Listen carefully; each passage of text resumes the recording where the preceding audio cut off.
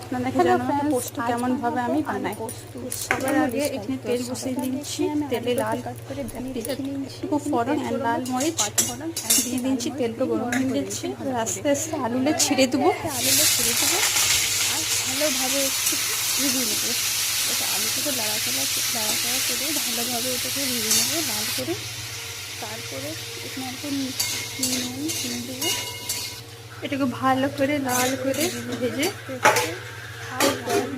হয়ে যাবে। তারপরে পোস্তটাকে এখানে নিয়ে ধুয়ে পোস্তটাকে লঙ্কা দিয়ে শিলনোড়া নিয়ে বেটে নেবো।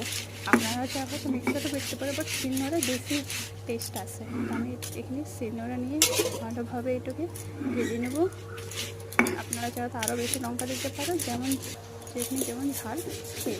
এখানে আমি পোস্তটাকে ভালোভাবে ভেজে নেব, পোস্তটাকে ভালো করে বেটে নিয়ে এখানে দিয়ে নেবো একটি বাটি। তারপরে এখানে দেখছি আলুটা ভালো করে ভেজে দিয়েছি। তারপরে হালকা একটা জল দিয়ে এটাকে ভালো করে সিদ্ধ করে দেবো। একটু কম সিদ্ধ হয়েছে, তাই একটু জল দিয়ে এটাকে সিদ্ধ করবো। ভালোভাবে একটু সিদ্ধ হয়ে যাবে আলুটা, হালকা জল দিয়ে ঢেকে রেখে দেবো। আবার যখন দেখবো কি হ্যাঁ ভালোভাবে এটাকে সিদ্ধ হয়ে গেছে, তারপরে আমি পোস্তটা অপরসে দিয়ে ভালো করে এক দুবার ধরে থেকে নামাই নেবো। আর আমাদের আলু পোস্ত একদম রেডি। খুব সুন্দর, খুব দুর্দান্ত টেস্ট হয়। আপনারা একবার জরুর ট্রাই করবেন। Bye bye.